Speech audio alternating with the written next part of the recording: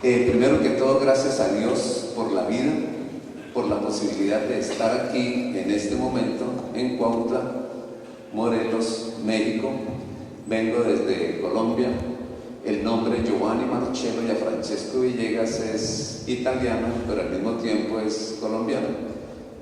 Provengo de una población llamada Ferrazzano, en la provincia de Molise, la región de Campobasso de Italia. Mi papá casado con una antioqueña colombiana, Ángela Leonor Villegas Jaramillo. Entonces el nombre mío es Giovanni Marcello Gianfrancesco Villegas. Eso hace que por la mezcla de culturas, pues la forma de ser mía sea medio europea, pero medio latina. Entonces por el lado de mi papá, muy riguroso, de la Guardia Filorezza de Mussolini, que era una persona pues muy organizada, pero mi mamá, música, soprano, esas que cantan por allá bien arriba y contralto, de una forma de ser muy sencilla. Y me formé en una familia en donde por lo general podían haber gritos, pero también habían caricias. Y había alguna persona exagerada y muy amargada, pero también había una persona muy dulce. Y las charlas que uno escuchaba eran estas, mi papá y mi mamá. Pero faltan 10 minutos para salir y usted todavía no se ha arreglado, la tengo que esperar toda la vida.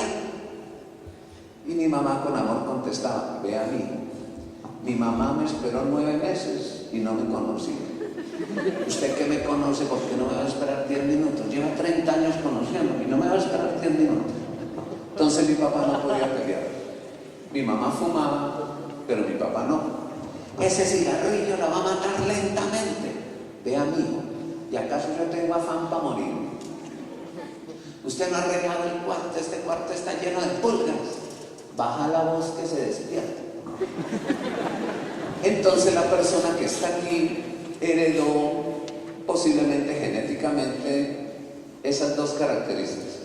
Entonces las charlas mías por lo general son profundas y rigurosas, pero también muy humanas y en lo posible chistosas, para que usted se ría de las desgracias y entienda que hay que cambiar las situaciones. Entonces le doy a Dios gracias a la vida, gracias a la familia que me dio, porque uno nunca escoge a sus padres, uno nunca escoge a sus hijos, uno escoge a su hombre o a su mujer. Y por lo general Dios pone a las personas más apropiadas con uno, una buena madre que atiende bien a su hijo, un buen hijo que aprecia bien a su madre. Y doy gracias a Dios también por lo siguiente, porque hay más o menos 7.000 millones de habitantes en el planeta Tierra. 1.350 millones están viviendo en la India, en la China. 1.240 millones están viviendo en la India. Más o menos 125 millones viven en México. Y más o menos 47 millones viven en Colombia. Y de esos 7.000 millones, más o menos hay aquí unas 200, 300 personas que yo no creo que estemos aquí por casualidad, sino por causalidad. ¿Por qué estamos aquí? Porque estamos sentados al lado de la persona que estamos al lado. Yo la escogí. ¿Quién la puso en mi camino? Y yo creo más en la causalidad. Segundo, un agradecimiento muy especial a la doctora Evangelina por la posibilidad de estar aquí. Nos encontramos hace un tiempito, más o menos en el mes de abril, por ahí segunda o tercera semana de abril, en la Universidad del Tecnológico de Monterrey, en la sede de Puebla. Y cuando salimos, ella se prometió a sí misma, a ese señor tengo que traerlo a mis instituciones educativas. E hizo lo posible para que yo estuviera aquí. Para poder llegar me tocó decir qué día podía yo venir, y ella fue capaz por primera vez de no llevar los alumnos a la institución educativa y de dejar que yo pudiera estar aquí. Entonces un agradecimiento muy especial, porque no valgo tanto como para que hubiera hecho eso, pero ella sabía que yo tenía que primero pasar por 27 países, porque soy consultor internacional, para poder llegar a México y estar aquí con sus maestros y con aquellas personas que se están formando para ser maestros. Y entonces yo espero no defraudar, porque con el solo hecho de pensar que yo era la persona capaz de estar aquí, ya con eso me pagó. Entonces yo voy a pedir una disculpa. Por lo general, cuando estuve en Cuernavaca hacía un calor tremendo, seguro fue que vine en el verano, no sé dónde, en abril, con la corbata, el saco, y cuando llamé a Cuautla, para venir a Cuautla, me dijeron, es más caliente que Cuernavaca. Entonces lo primero que hice fue no ponerme corbata, y de pronto se puede pensar que los estoy respetando, ¿no? De resto estoy todo bonito.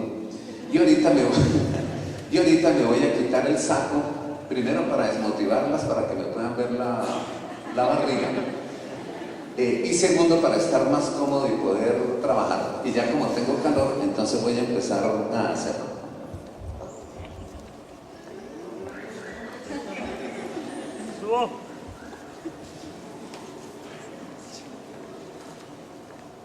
Listo, ya estoy más tranquilo. En cada sitio a donde llego, para no llegar con yugo propio a aeropuerto ajeno y decir lo que yo sé, entonces yo pido cuál podría ser la temática que yo pudiera trabajar. Y la temática es que más o menos este es el tercer año, que México y Colombia cumplimos 200 años de habernos independizado. Tanto México como Colombia en el año 1810 se liberan, y se liberan especialmente de España y empiezan a ser un país autónomo y un país libre. Y entonces nos llamamos independientes.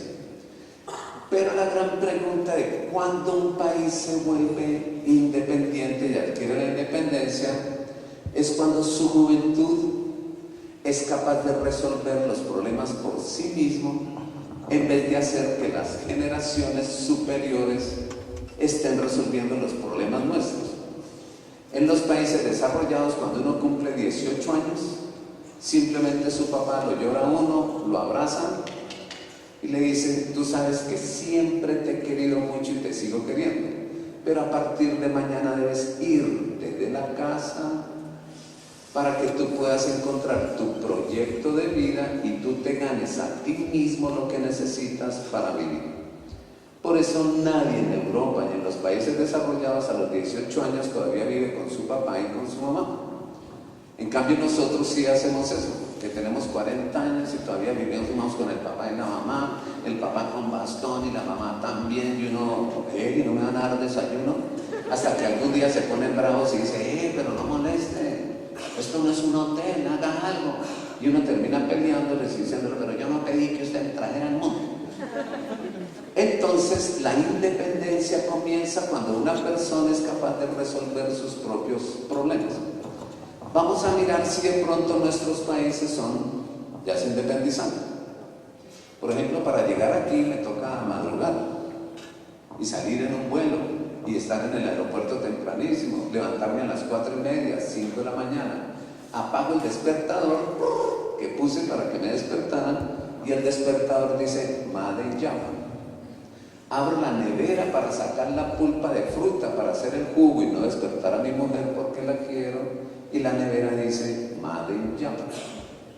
Entonces cojo la fruta y la meto en una licuadora, hago el jugo y lo colo, y la licuadora dice Made in Japan.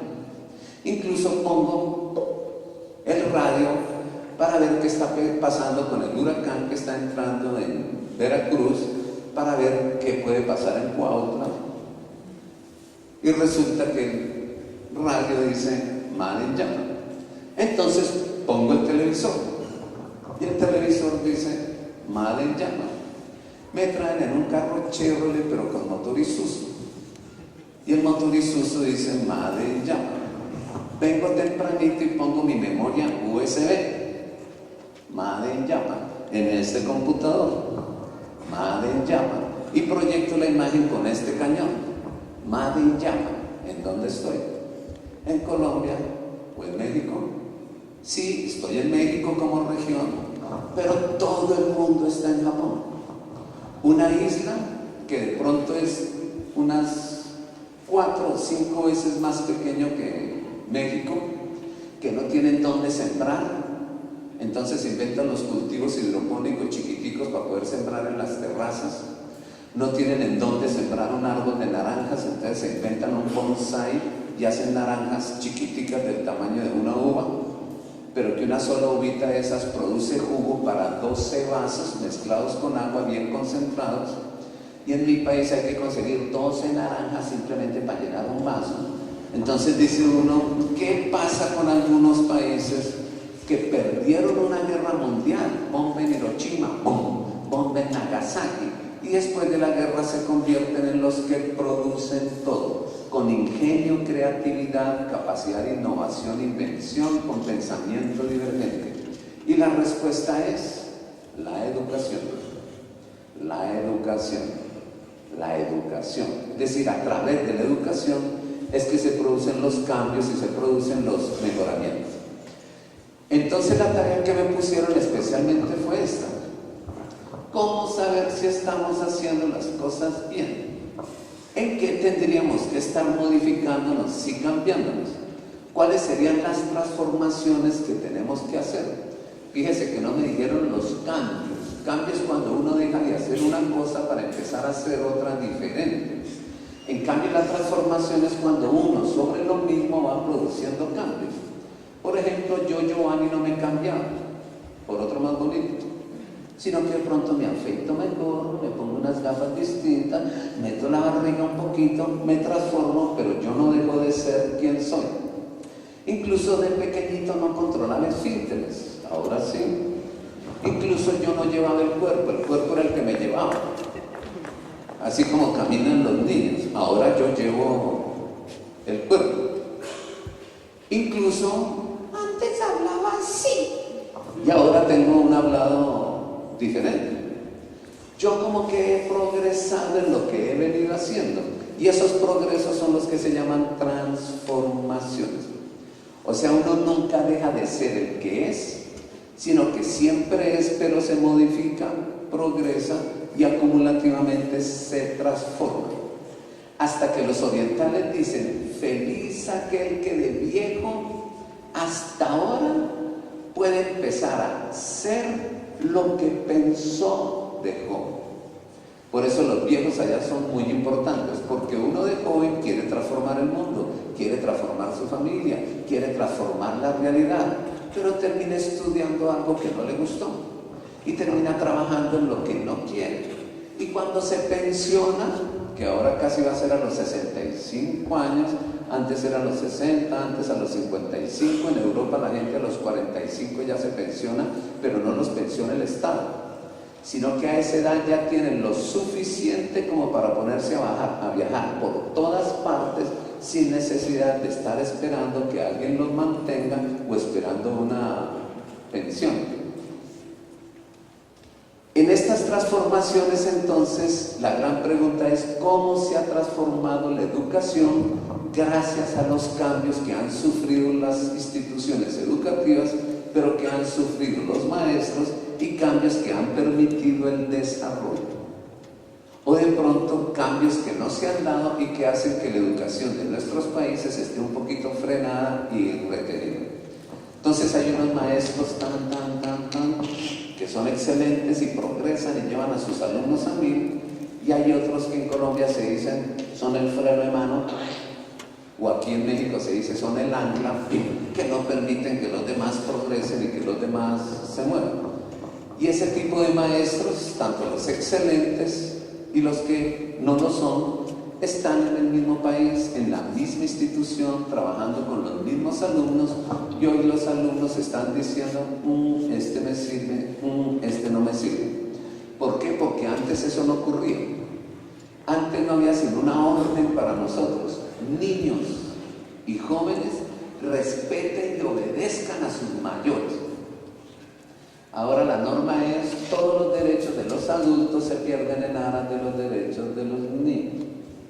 O sea que cuando yo era niño le tenía miedo, pánico, respeto y obediencia a mi papá. Y ahora que soy papá le tengo miedo, pánico, respeto y obediencia a mi hijo. Antes le tenían miedo, pánico y respeto y obediencia al profesor. Y ahora los profesores le están cogiendo miedo, pánico y respeto a los niños. O sea que cuando yo era niño tenía el deber de cumplir los deberes que me ponían los adultos. Y ahora que soy adulto tengo el deber de cumplir los derechos que me piden los niños. O sea que hay una generación que nunca tuvo derechos, sino que simplemente cumplió deberes. Y esa generación empieza más o menos con la caída del muro de Berlín en 1989, cuando especialmente se ponen los derechos del niño antecitos en Francia. Y entonces una persona que nació más o menos en los años 1989-90 como niño, al 2000 tiene 10 años, al 2010 tiene 20 y al 2013 tiene 23 años. Esa persona que tiene 23 años nació con derechos y por eso no cumple deberes. En cambio, la generación que lo parió, pues no ya se sino cumplir deberes y deberes y deberes, de niño y ahora de adulto. Entonces, las generaciones de los últimos 23 años han nacido con la mano tendida, pidiendo, pidiendo y pidiendo, y las generaciones anteriores tenían las manos recogidas porque solamente pueden estar dando, dando y dando. Y esos cambios, especialmente en el mundo, pues han generado una forma de vida completamente diferente que ha afectado a las sociedades y que posiblemente está afectando a las familias, pero también está afectando los procesos de desarrollo en los países. ¿Cuáles son esas transformaciones? Pero verlas especialmente desde nosotros, que somos educadores. Por eso el trabajo que vamos a hacer se llama las transformaciones de las prácticas pedagógicas. Pero vamos a hacer un ejercicio. Es mirar cómo han evolucionado los roles de quien enseña y de quien aprende. Porque ustedes han oído estos nombres. Instructor, ¿lo han oído? Profesor, ¿lo han oído? Maestro, ¿lo han oído? Docente, ¿lo han oído? Educador, ¿lo han oído? Mediador, tutor, ¿lo han oído? Sí, y uno cree que es lo mismo. Y mentiras que ese nombre se da cada 25 años que cambia una generación educativa y se producen unas transformaciones en las personas que enseñan y forman. Y de acuerdo a esos cambios, entonces decirle maestro a una persona es distinto que decirle profesor o decirle educador. Entonces la gran pregunta es, Giovanni, ¿cuáles son las diferencias entre uno y otro? Y yo voy a tratar de resolver los dos problemas hoy. ¿Cómo ocurren las transformaciones pedagógicas y cuáles son los roles? Y para eso tengo dos momentos. Uno que va desde las 9 hasta las 11. Después hay unos 20 minutos, media horita de descanso. Y a las 11:30 más o menos hasta la 1 de la tarde, 12:30, 1 de la tarde, hacemos la segunda parte. En la primera voy a mirar los modelos pedagógicos que se originaron a principios del siglo pasado y los que se originan a partir de este siglo. Estoy en una institución educativa que inicia como institución educativa en el año 1990. Es decir, que más o menos va a cumplir este año 24 años. Pero he conocido instituciones que se fundaron a principios de siglo y que en este momento estarían cumpliendo 113 o 114 años. Y es más fácil construir una escuela nueva para el mundo de hoy que es nuevo, para formar personas nuevas, que den respuestas nuevas a las condiciones nuevas del continuo devenir, que estar remendando y bregando a cambiar una escuela tan vieja que se acostumbró tanto tiempo a hacer lo mismo, que siempre dijo, es mejor malo conocido que bueno por conocer, y le es muy difícil cambiar. Por eso todos los países empezaron a aprobar desde las normas que se construyan nuevas instituciones educativas, nuevas universidades, con una visión de presente y de futuro, y no con una historia que a veces no nos deja resolver los problemas de hoy con las estrategias de ayer. Yo pregunto, ¿ustedes creen que haya aparecido un caso nuevo de factorización en álgebra en los últimos 113 años? No, el álgebra es la misma. No ha aparecido un caso nuevo de factorización en álgebra. ¿Ustedes creen que el verbo to be haya cambiado desde que se lo inventaron? I am, you are, he, she, ¿pusieron otra cosa nueva? No. Pregunta, ¿podemos enseñar el álgebra como se enseñaba hace 110 años? ¿Podemos enseñar el inglés como se enseñaba hace 110 años? Las preposiciones siguen siendo la misma. Ante, bajo, con, contra, de, por detrás.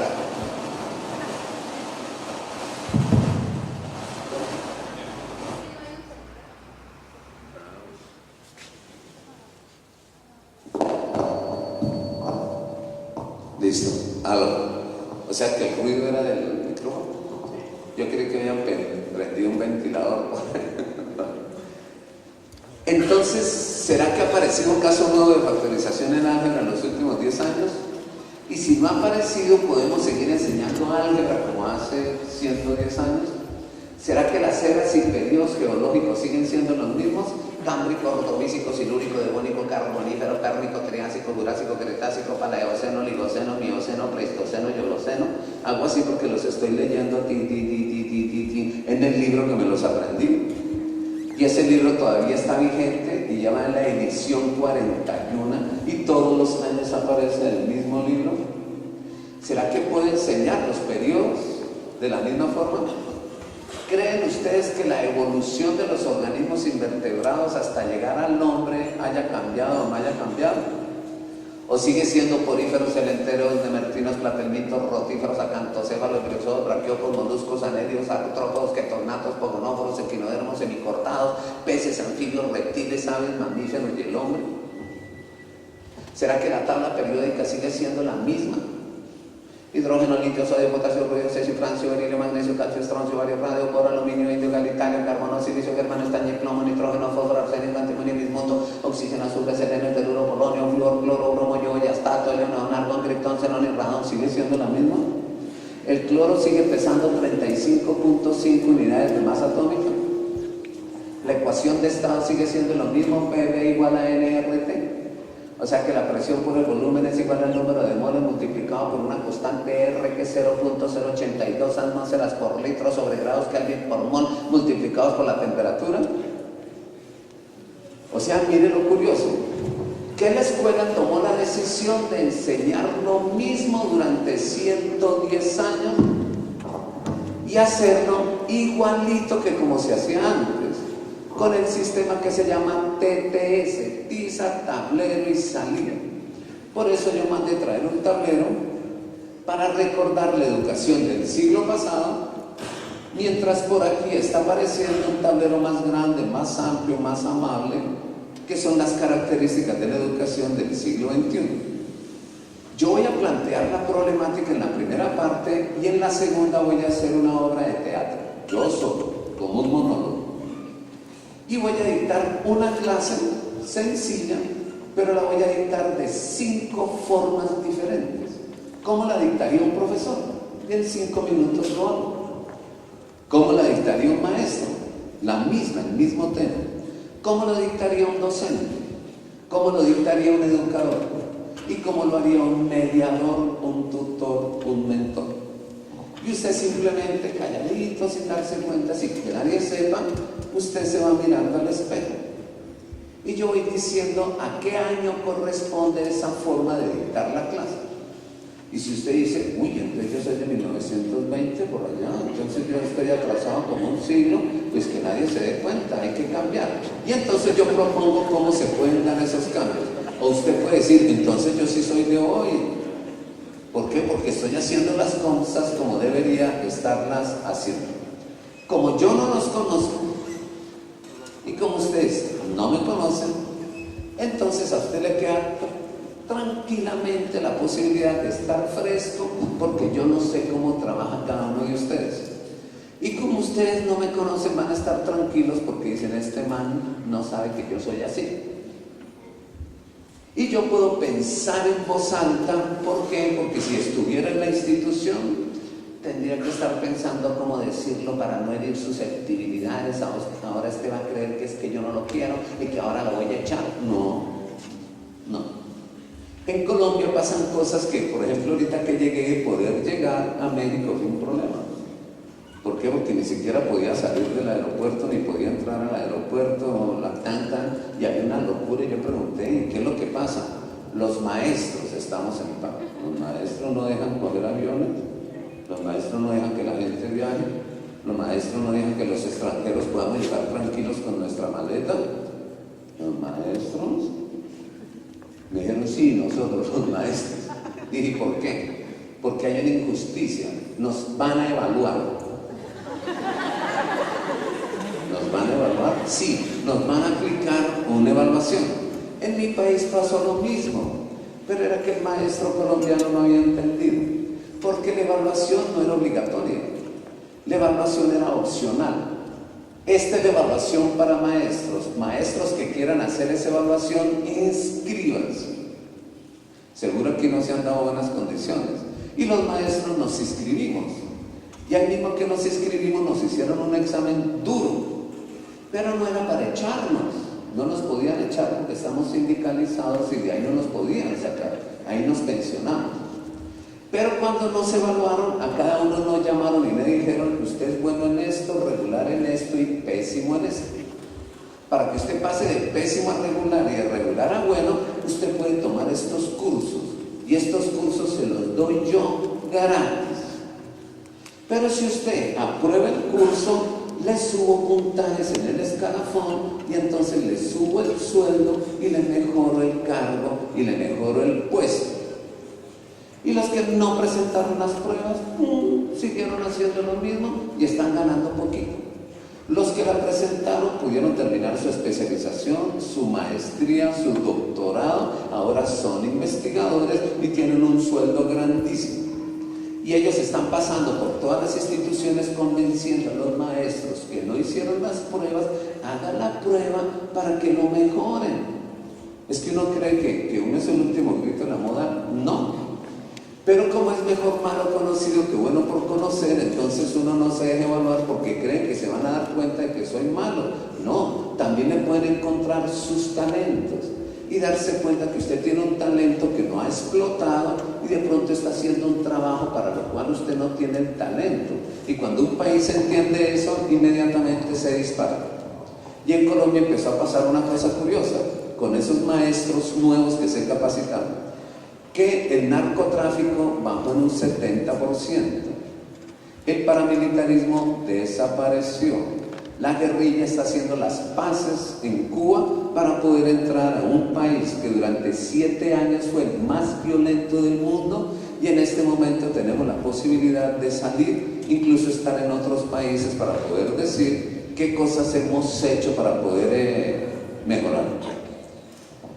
Esas transformaciones, entonces, yo las voy a comenzar de la siguiente forma. Hasta ahora ese es el contexto. Entonces comenzamos. Aquí ya hay un tablerito. Resulta que en el año 1810, más o menos, 1810, iniciando el siglo XIX, no habían escuelas.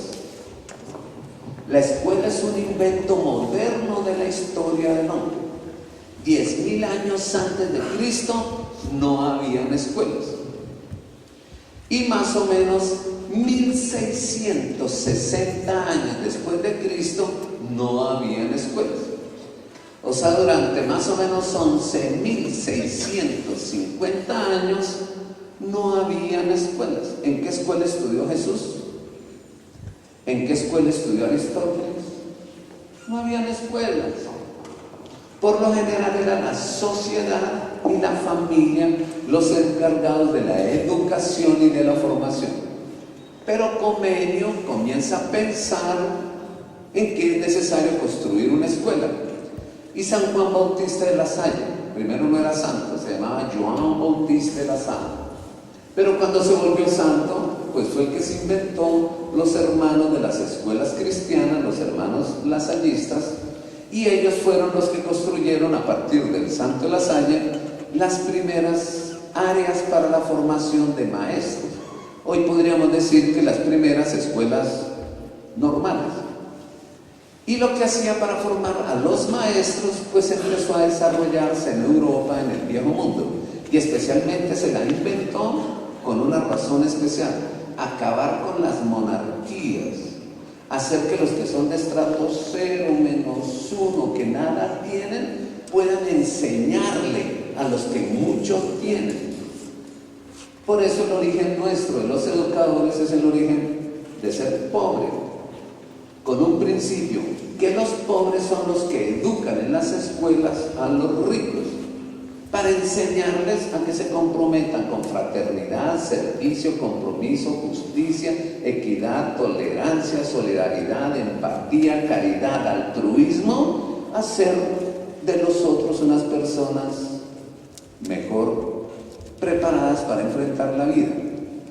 Pero a veces los que somos maestros, que salimos de estrato bajo, subimos estrato alto y nos olvidamos del estrato bajo y no nos comprometemos con eso. Pero fue diseñado especialmente para eso. Y la propuesta fue que antes de que iniciara el siglo XXI,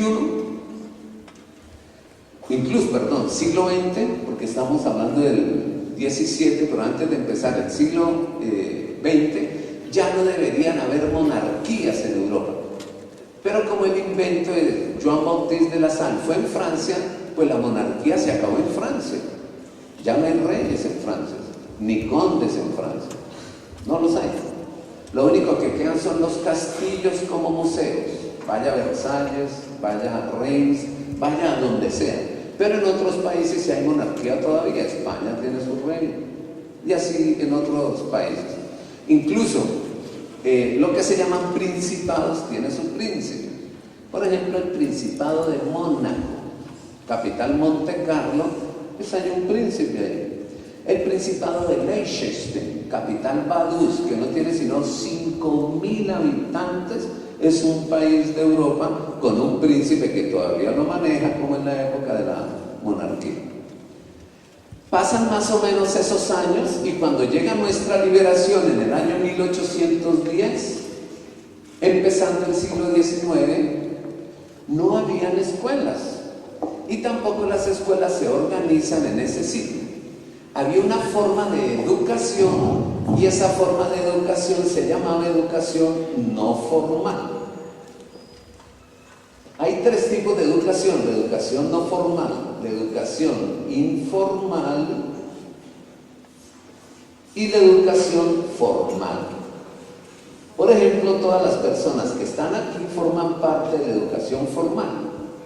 Es decir, que se les dan calificaciones, se les dan certificaciones, se les dan acreditaciones, se le da título.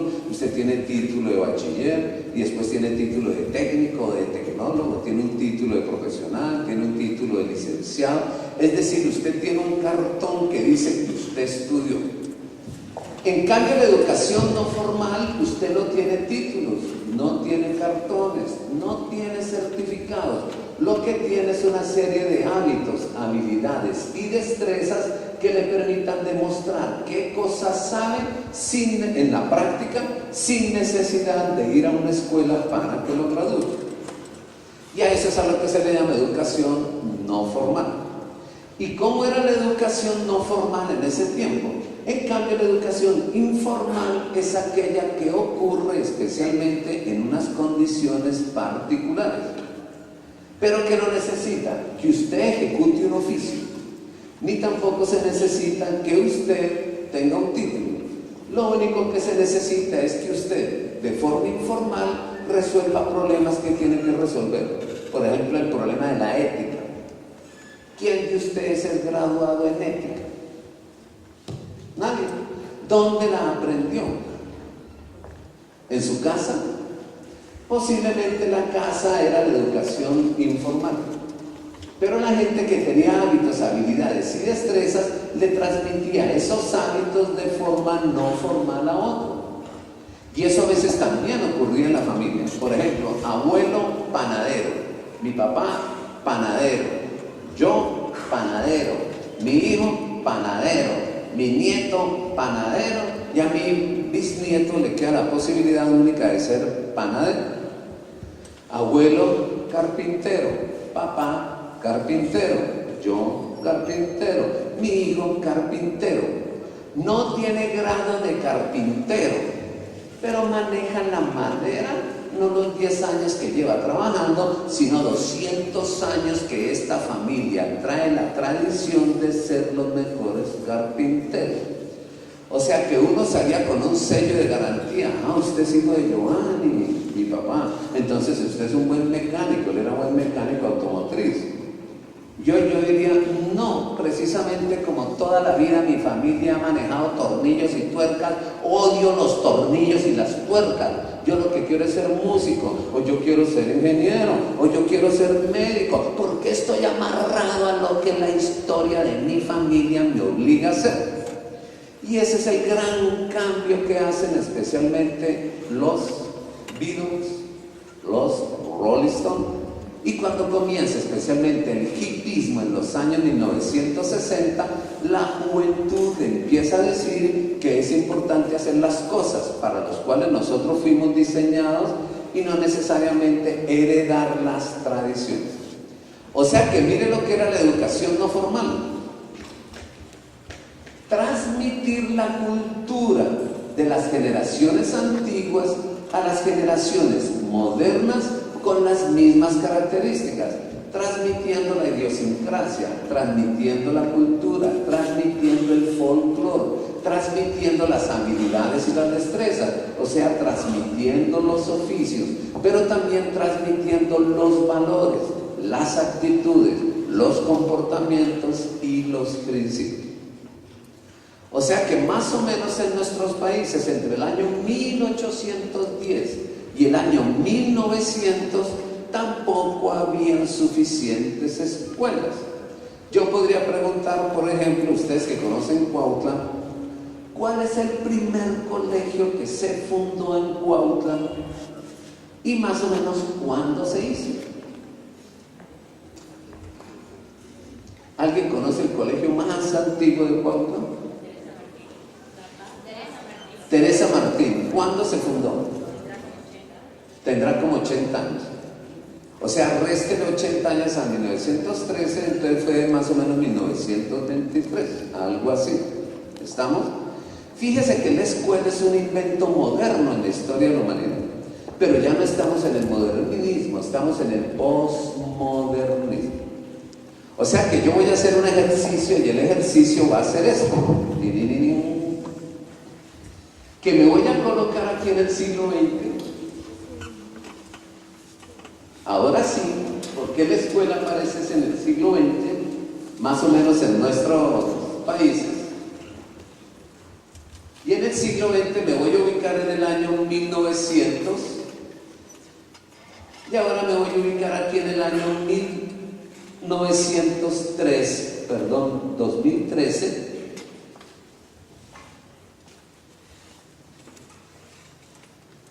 En el siglo XXI para comparar las dos escuelas.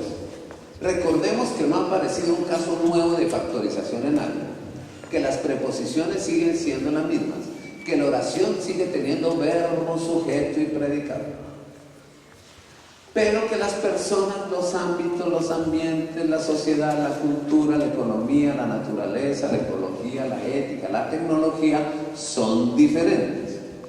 1900 y 2003. Aquí nació mi abuelo,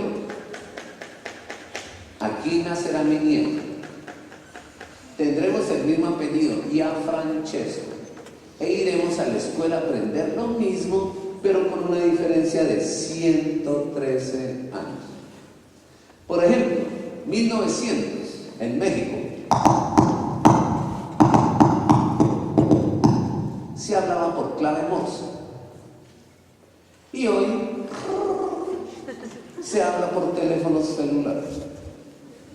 Incluso solamente 8 de cada 100 mexicanos sabía leer y escribir. Pero hay un dato curioso, que hoy casi todos los mexicanos saben leer y escribir, pero solo 8 de cada 100 tienen un título profesional. O sea, más o menos es lo mismo. Antes sabíamos, 8 sabían leer y 92 no. En cambio ahora 92 que no sabían leer, ya saben leer, pero no tienen lectura comprensiva y tampoco leen. Saben leer, pero no leen. Antes se quería leer. Y ese es un fenómeno mundial. Ustedes han visto las grandes capillas, como la Capilla Sixtina, que ponen en el techo una cantidad de cuadros. Lo digo porque miren lo hermoso que hay aquí, de fondo. Pero ¿qué era lo que hacían en las catedrales? La catedral viene de cátedra.